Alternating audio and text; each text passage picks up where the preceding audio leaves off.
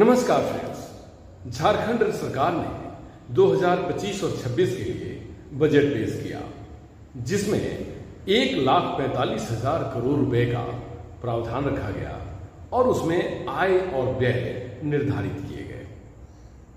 खासकर कहा जाए तो राज्य सरकार को राजस्व से आमदनी होती है और उस आमदनी को खर्च करती है कल्याणकारी योजनाओं पे, जैसे समाज कल्याण के लिए मैया सम्मान योजना या मेडिकल कॉलेज या सामाजिक सुरक्षा से संबंधित आपदा प्रबंधन या अनेक ऐसे स्वास्थ्य से संबंधित व्यवस्था को सुचारू करने के लिए ये राजस्व की आवश्यकता होती है। लेकिन बात कुछ ऐसी है कि राज्य सरकार में धड़ल्ले से राजस्व का नुकसान किया जा रहा है और वो नुकसान ऐसा है कि जिससे आने वाले दिनों में राज्य के विकास की गति को अवरुद्ध कर देगा। और ये राजस्व का लीकेज खासकर अगर कहें तो पूरे झारखंड में ही नहीं, पूरे देश में है। लेकिन झारखंड की बात इसलिए कहूंगा क्योंकि ग्राउंड रिपोर्ट आई है पटमदा के गेरुवाला और उरिया से, जहां पर राजस्व के नुकसान के अनेक नायाब तरीके ढूंढे गए हैं। इन सब विषयों पर इंडिया टीवी ऑनलाइन की एक ग्राउंड रिपोर्ट है कि खासकर पूर्वी सिंहभूम के पटमदा और पटमदा में गिरवाला और उरिया, जहां पर अवैध माइनिंग धड़ल्ले से चल रही है, जहां पर जितने क्रशर हैं जिनको जमीन जो प्रोवाइड हुई है सरकार से पट्टे पर, उससे कई गुना जमीन उनकी उपयोगिता में है।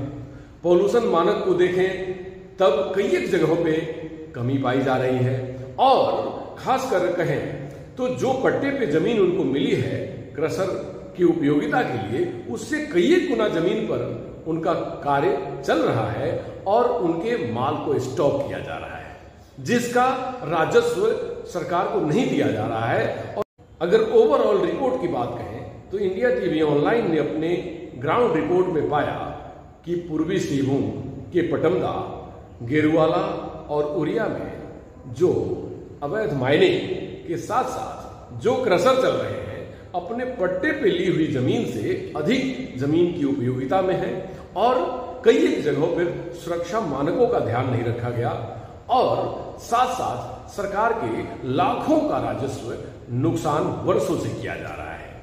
ये प्राइमा फेसी है, प्रथम दृष्टया है, ये जांच का विषय है। इन्हीं सब बातों को लेकर इंडिया टीवी ऑनलाइन ने सीओ पटमदा से बात किया। उन्होंने कहा कि जो तथ्य मेरे सामने आ रहे हैं इसके ऊपर पूरी जांच की जाएगी और जांच में गलत पाए जाने पर पूरी कार्रवाई होगी। तो आइए सुनते हैं पटमदा सीओ की बातें और देखते हैं कुछ विजुअल्स, जिससे आपको दूध का दूध और पानी का पानी हो जाएगा।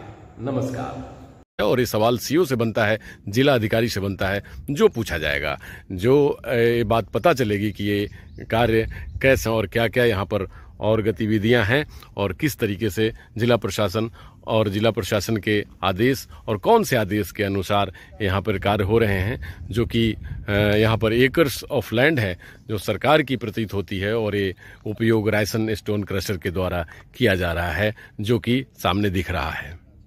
मौजा Garigram plot 826P, dealer number J010224523, dealer name Rajesh Kumar. एक और ऐसा क्रशर जो सामने आपको दिख रहा होगा, जहां पर सारी मशीनें खड़ी हैं, कोई दिख नहीं रहा है, लेकिन यहां पर पत्थर का कारोबार होता है, यहां पर क्रशर चलता है और इस चलते हुए क्रशर की क्या वैधता है और कहां से इनको खनिज या लघु खनिज जो भी ये जिस श्रेणी का ये पत्थर है, जो स्टोन है, ये आता है और इसको किस वैधता और किस लाइसेंस के साथ यहाँ पर संचालन हो रहा है, ये जांच का विषय है, जो कि सामने आपको दिख रहा होगा। और ये इसलिए भी क्योंकि झारखंड में खनिज संपदा की अवैध कारोबार खूब फल फूल रहा है और झारखंड के खनिज संपदा की लूट मची हुई है।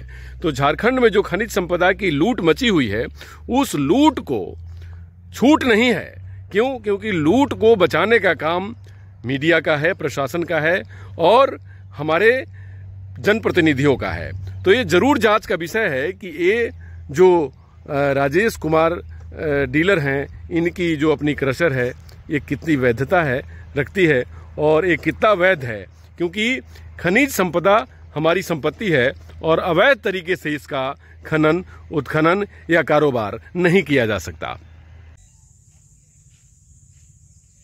जाएगा कि डीलर नेम राजेश कुमार और इनका डीलर कोड है 102161253001 मौजा गिरुवाला, और ये प्लॉट नंबर 306P है, खाता नंबर 480 है, एरिया 1.5 एकड़, जो कि आप देख सकते हैं कि ये एरिया कितने की हो सकती है। ये जानकारी आप स्वयं जांच में पता चल जाएगा, जिससे संबंधित सीईओ से बात की जाएगी और पूछा जाएगा कि ये कितने जगह अलॉटमेंट में है और कितने जगह पे अवैध कारोबार चल रहा है, और इसका राजस्व या फिर इससे संबंधित जो भी कार्यक्रम है वो इससे संबंधित राजस्व और अन्य जो सरकार की जो राजस्व है उसके आधार पर क्या हो रहा है। तो सीईओ बताएंगे कि कितना एकड़ अलॉट है और क्या जांच में आया उनके, इससे बात की जाएगी।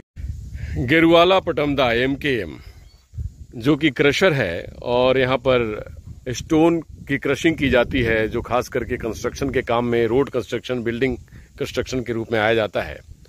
और ये जांच की विषय है कि सर्टिफिकेशन क्या है माइनिंग का या फिर पॉल्यूशन का, और जो वैधता है उसके साथ साथ खासकर देखना है कि ये सरकारी लीज की भूमि जो कि 1.5 एकड़ की है, तो 1.5 मतलब 1.5 एकड़, लेकिन ये जगह 1.5 एकड़ से अधिक प्रतीत होती है जो कि MKM के द्वारा यूज की जा रही है। ये जांच की विषय है, जांच करने के बाद ये देखी जाएगी।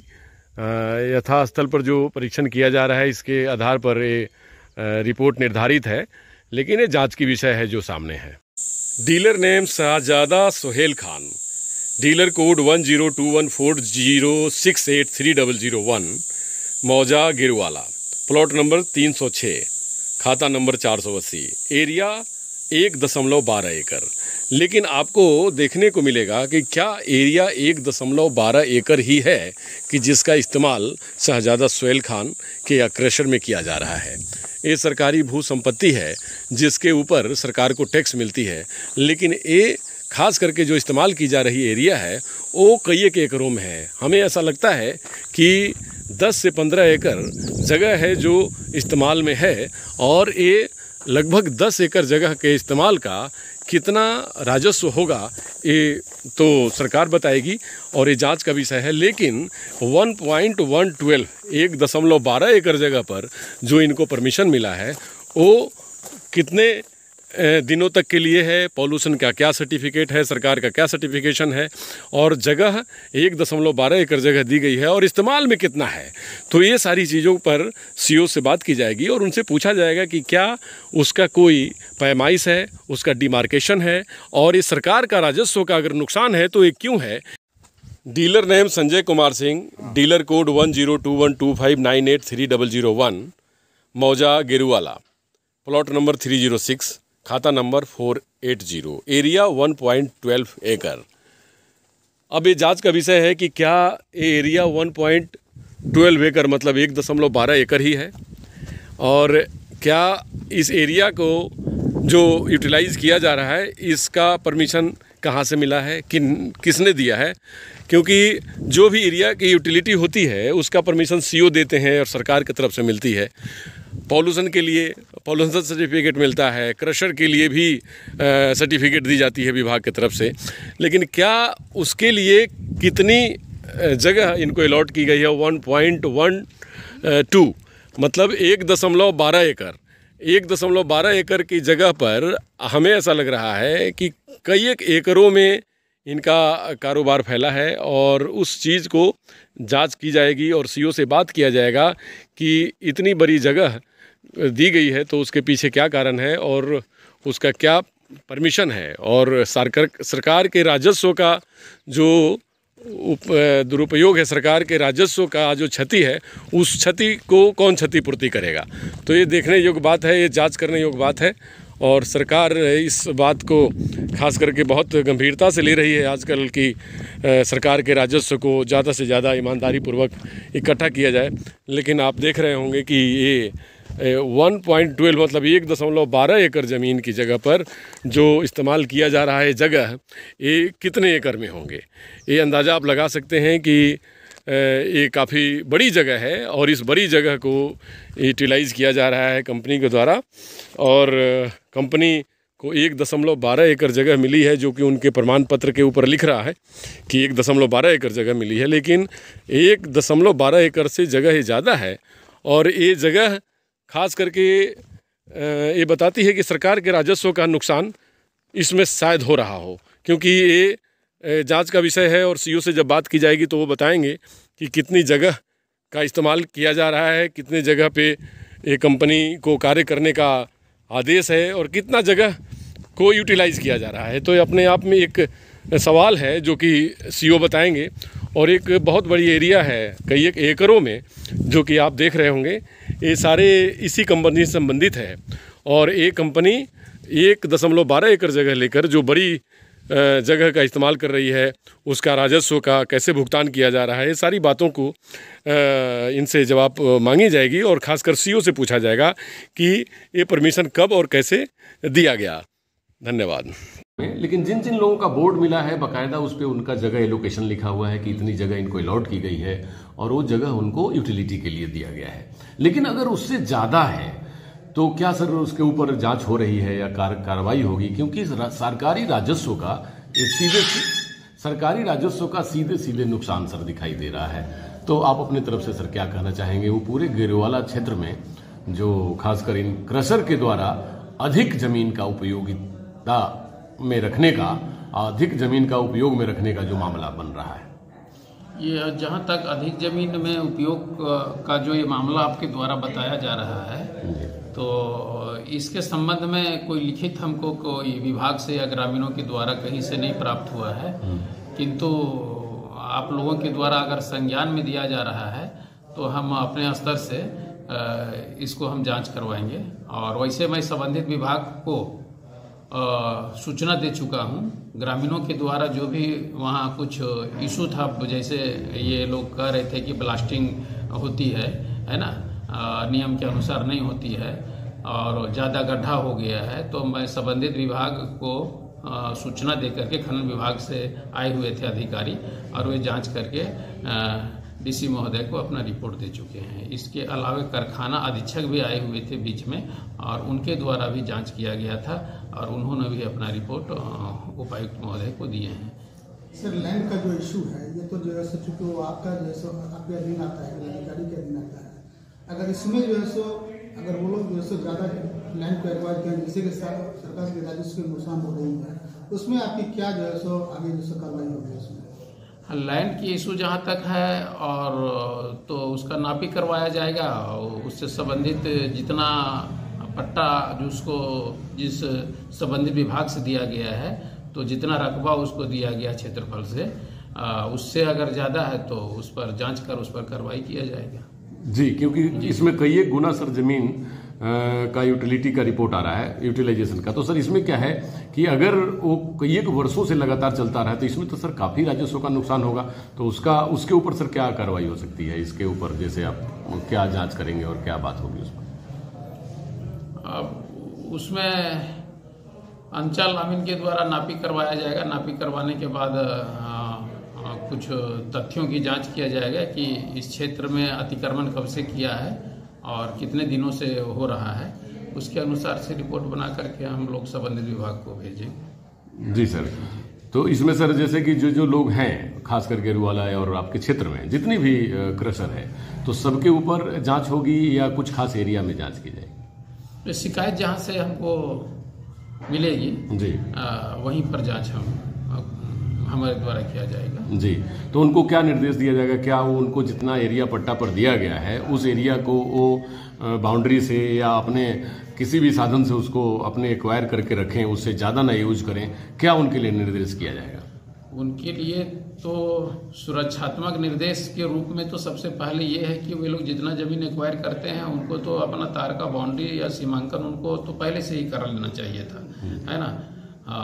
तो अगर जहाँ नहीं है तो इससे संबंधित उनको निर्देश फिर पुनः फिर से दिया जाएगा कि आप अगर सीमांकन अपना दिए हुए क्षेत्रफल के अनुसार नहीं करवाते हैं तो आपके खिलाफ फिर कार्रवाई की जाएगी। जी, तो इसमें क्या क्या कार्रवाई सर बनती होगी? जैसे तो वे मुख्य रूप से खनन विभाग की ओर से उसका कार्रवाई किया जाएगा, क्योंकि हम लोग तो जमीन से संबंधित है कि कितना एरिया वो ज़्यादा एक्वायर किया हुआ है, इसका रिपोर्ट हम लोग देंगे। बाकी जो नियमावली है वो खनन विभाग के अधीन है। जी, तो जमीन अगर ज़्यादा उपयोगिता में लाया हुआ अगर मिल जाए तो उसके ऊपर क्या कार्रवाई हो सकती है? जैसे उस पर क्या बनता है, कैसे क्या उस पर किया जा सकता है? अभी जांच के बाद ही इस पर हम कुछ आपको बता पाएंगे। जी सर, लेकिन इसका जांच का क्या शीघ्र होने वाला है, क्या कहना चाहेंगे आप? लोगों से क्या कहना चाहेंगे? इसमें हम देखते हैं संबंधित हल्का के जो हैं कर्मचारी और अमीन की हमारे यहाँ कमी है, इसको देखते हुए हम समय निकाल करके इस पर हम पहल करेंगे। जी, कब से कब तक हो जाने का उम्मीद है सर? ये क्या उम्मीद किया जाए, कब तक ये सब हो जाएगा? कार्रवाई तो अभी जारी है, लेकिन जहाँ तक नापी का है वो नापी हम सूचना दे करके संबंधित विभाग को एक आध सप्ताह में हम इस प्रक्रिया को शुरू करेंगे। जी जी, धन्यवाद सर। अपना पूरा परिचय सर। मेरा नाम डॉक्टर राजेंद्र कुमार दास, अंचलाधिकारी पटमदा। धन्यवाद सर, धन्यवाद।